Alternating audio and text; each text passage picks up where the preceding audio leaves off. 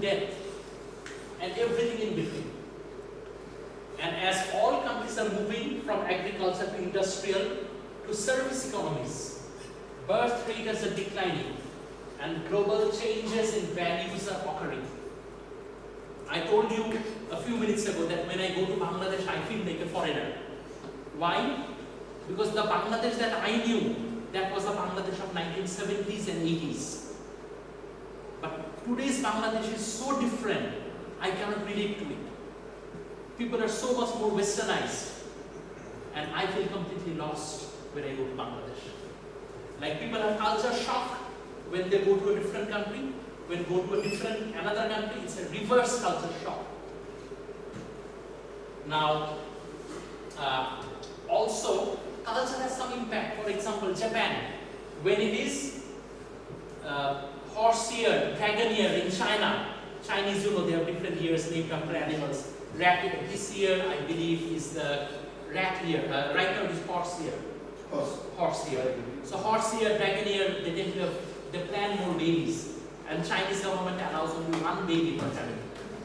So they have to plan that way that the baby will be born in a dragon year or horse year. So naturally there will be more work in those days. Also consumption patterns, alcohol, tobacco. I come from Bangladesh, Muslim country, you cannot buy alcohol.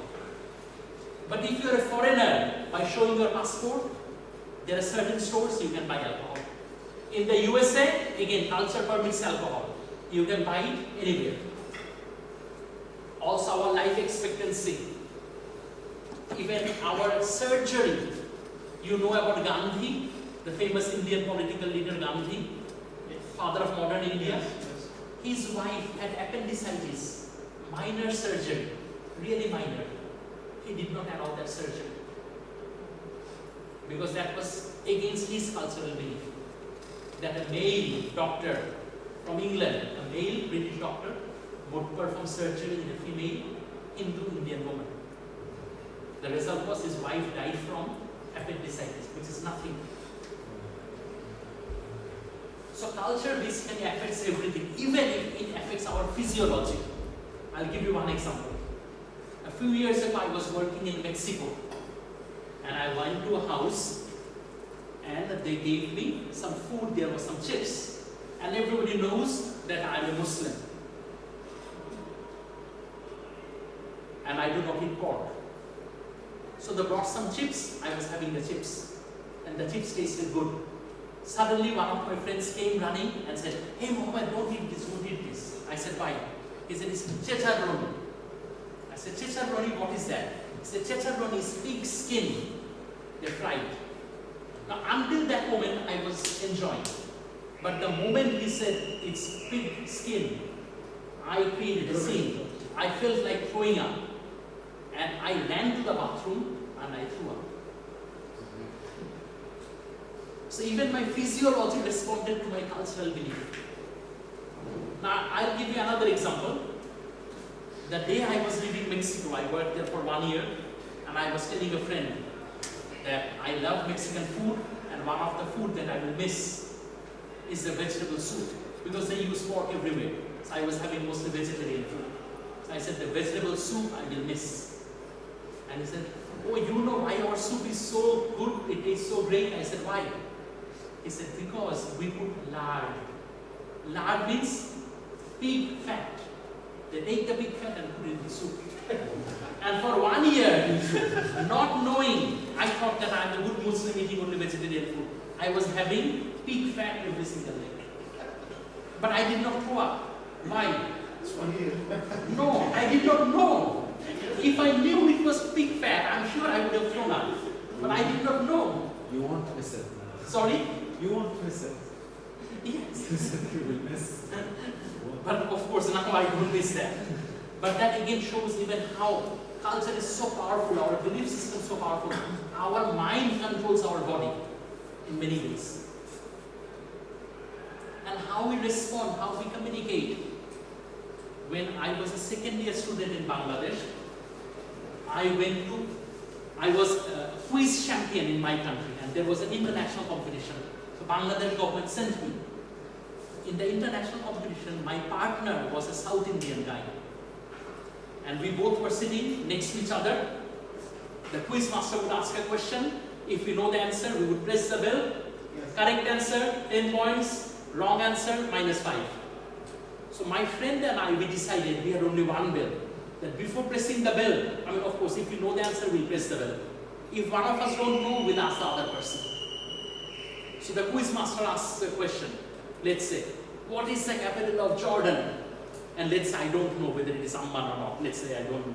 I'm asking my friend, what is Jordanian capital?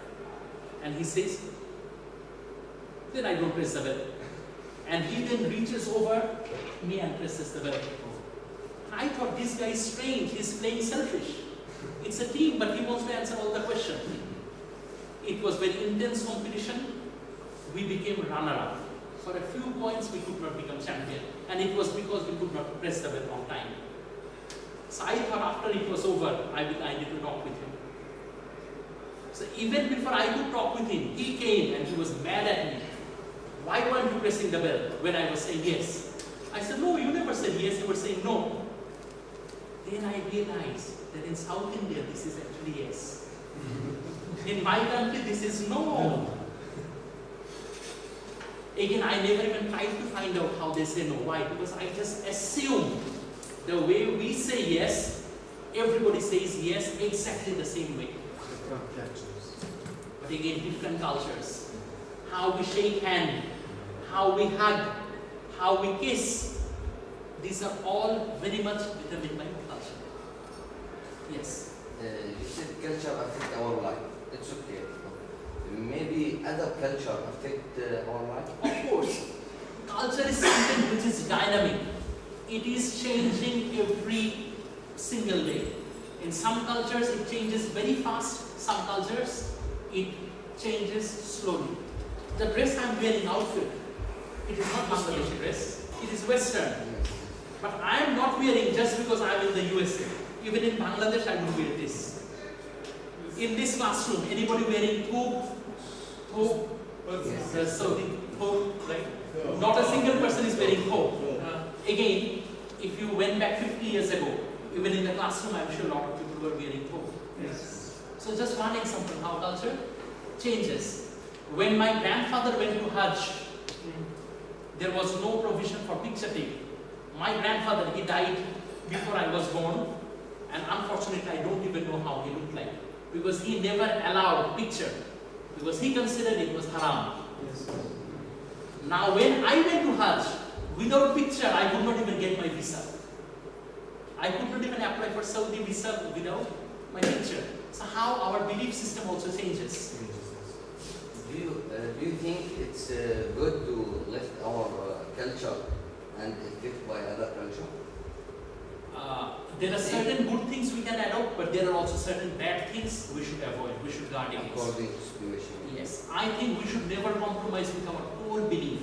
Now culture, in a way, it is like an onion. You peel one layer, another layer comes. You peel that, another one comes. So I have changed many of my cultural behavior, but my core belief, I would never change. Yes. My core belief. So certain things, it's difficult to change. I'm very proud of that. Bangladesh, poor country, but I'm very proud of my country. Muslim in the USA, it is not a good thing to be a Muslim right now. People think you're a terrorist. But I use Muslim all the time. I'm very proud of my religion. I'm very proud of my nationality. Certain things, I think everybody in this class, I'll be proud as a Jordanian. Everybody is proud. People would not give up.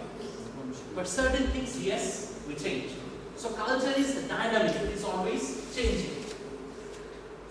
So what is exactly culture? Culture is a sum of the values, rituals, symbols, beliefs and thought process that are learned, shared by a group of people and transmitted from generation to generation. So we learn certain things just from our parents.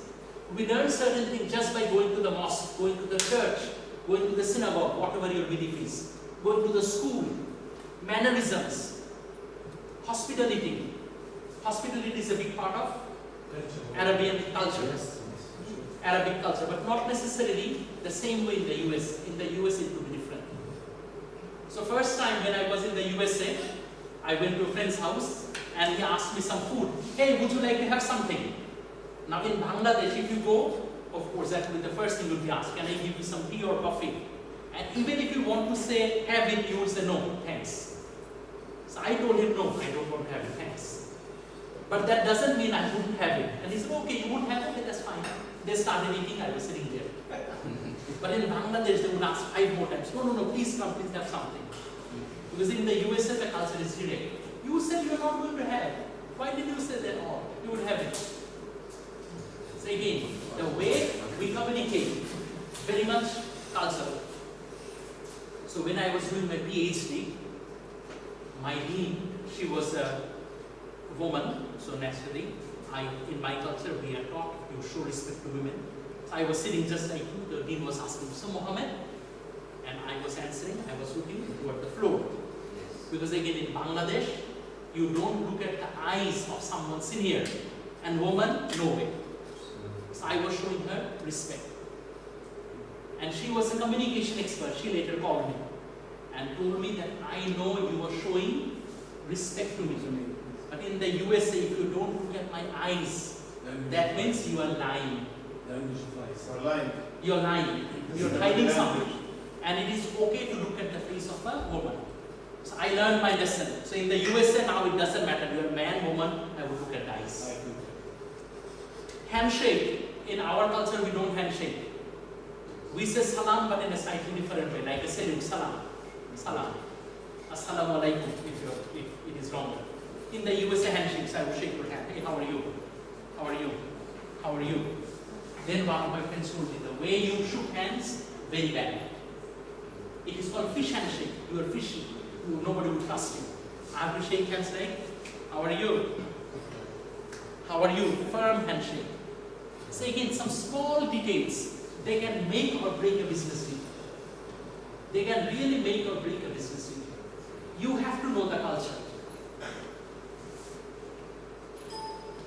Sorry. So culture is affected by our geography, our topography, our flora, our fauna, our microbiology, our history, our technology and political economic system. Communist people would behave in a one way because of their their system.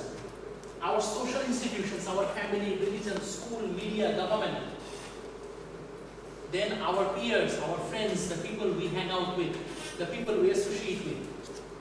And what constitutes culture? It is the values, rituals, symbols, beliefs, our thought process.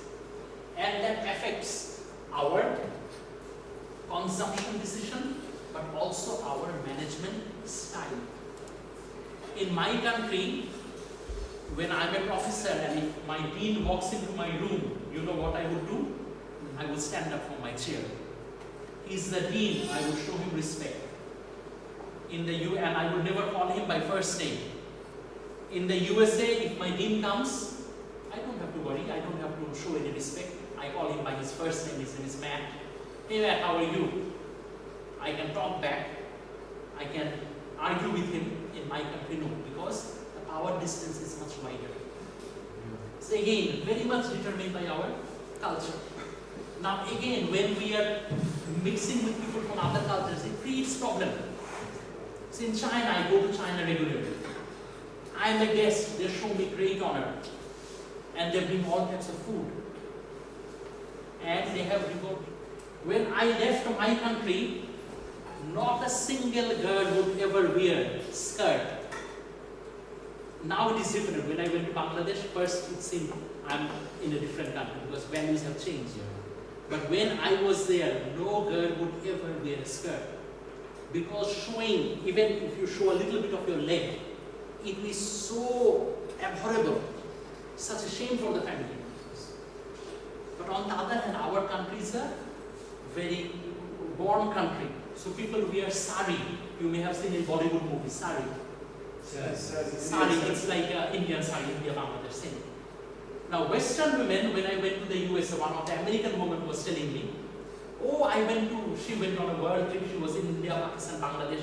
I saw Bangladeshi women, Indian women, oh, they are so shameless. I So why are you saying they're shameless? Oh, they show the meat part of their body, they're very sorry.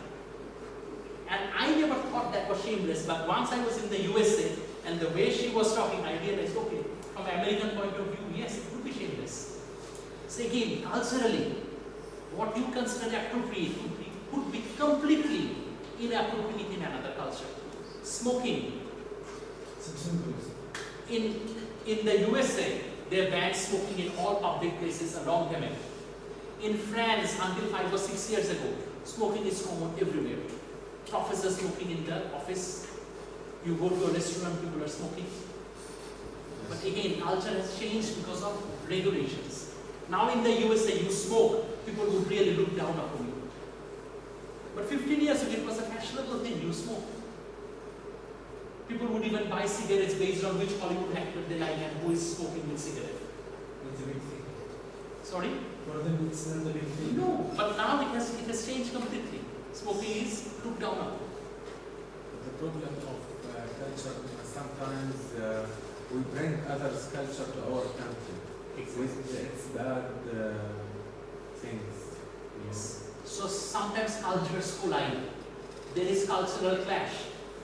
Now a lot of people talk about war on terrorism, Osama bin Laden. Yeah. In my opinion, this is not just a political war with the US. It is also a cultural war.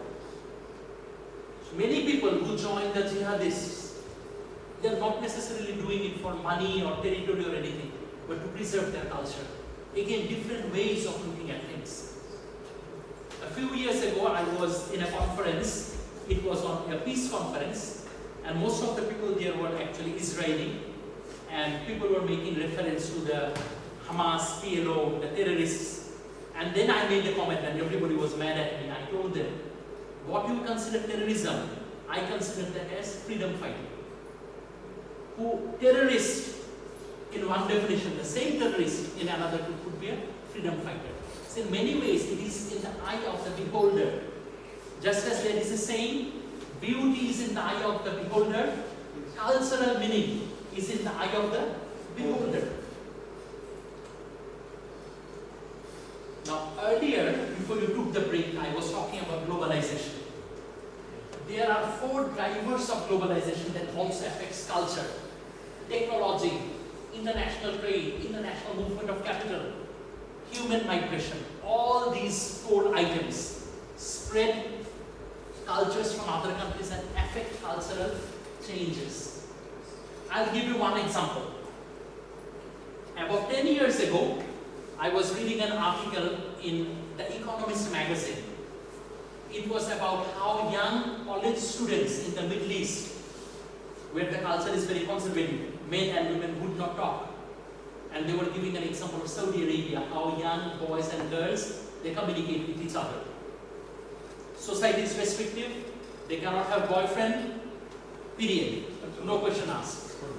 But some girls who have cell phone, they were driving in an SUV, opened the window, threw a piece of paper. Yes. Another guy went, picked up the piece of paper.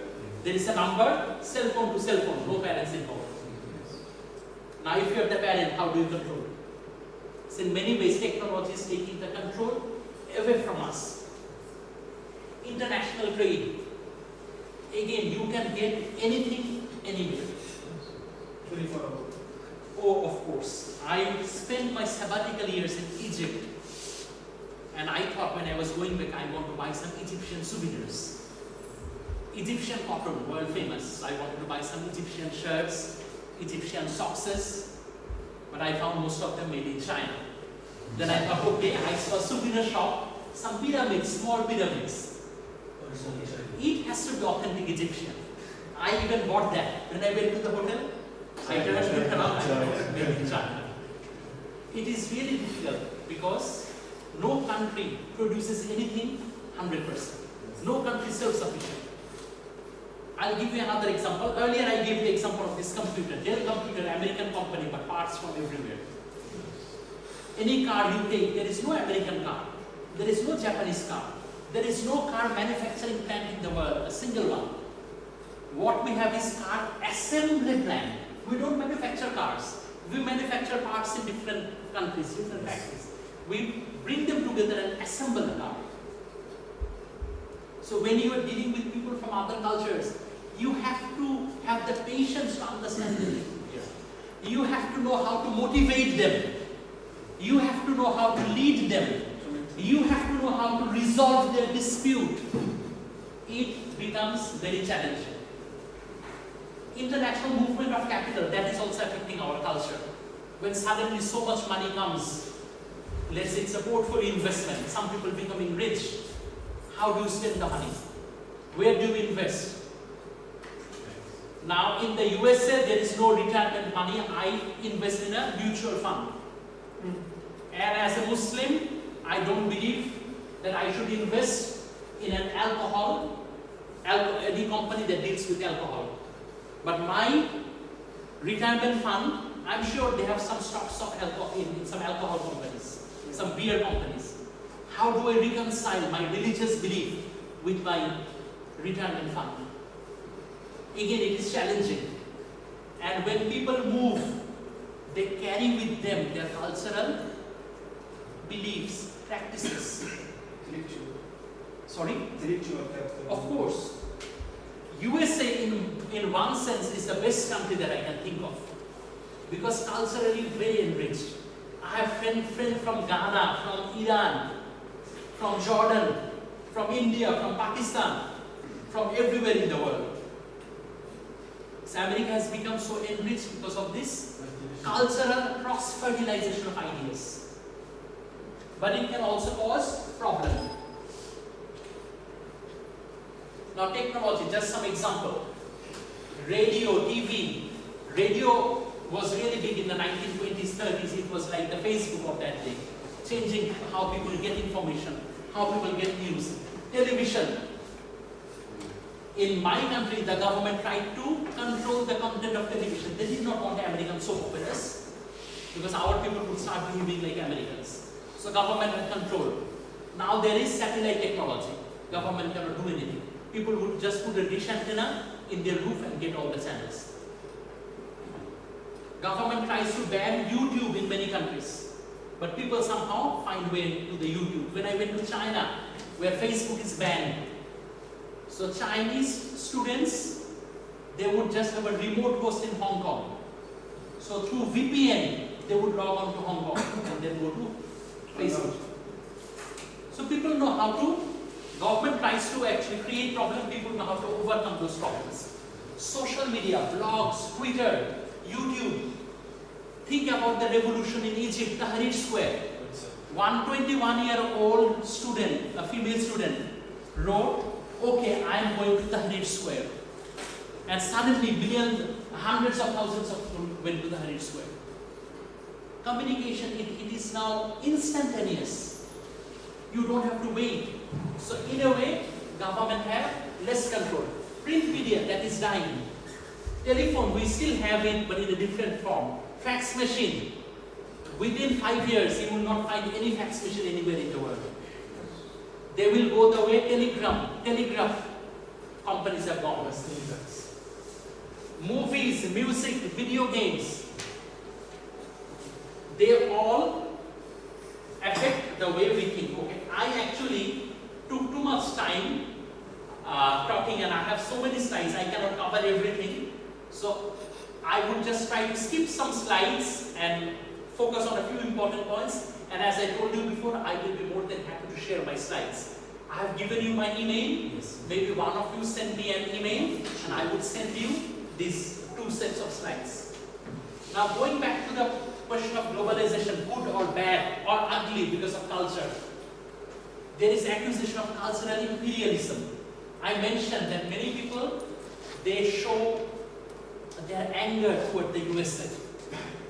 They call Westoxification, Coca-Colonization, McDonaldization to indicate American domination. So there is dominance, and English has become the global culture. It is the global lingua franca. And language also affects our thought process. I speak 4 languages, and there are certain words in English I cannot translate in my language. I have working knowledge of Spanish, There are certain words in English I cannot transfer in Spanish. Certain I can translate but cannot transfer the meaning. Same, some Spanish I cannot translate into Bangla, which is my language. So language really helps us think. I'll give you one example. In the 1960s, Saudi Arabia, it had a lot of money, oil, but many people could not read or write. So one American detergent company, Tide, it came and they wanted to sell detergent. How would they sell? If people cannot read or write, there is no point in putting an ad in a newspaper. So they thought picture, everybody knows the picture. Okay, I wish there was a board, I could have written, but pretend this is a board. So the American company thought that they would tell through picture that Tide is a good detergent. So they put a dirty shirt, okay? Then they put the Tide detergent, and then there is the clean shirt. So the idea is dirty shirt, clean, it is now wonderful. But many Saudi Arabian people at that time thought it's the clean shirt, American people are wasteful, they washed it anyway, and look at the punishment they got in because Arabic you're reading from right to left. And I know this story, but when I came to Jordan, the day before yesterday, I went to the restaurant, I asked for the menu, they brought the menu, both Arabic and English. I looked at the first page and I was thinking, why the dessert is on the front page? But I should have looked from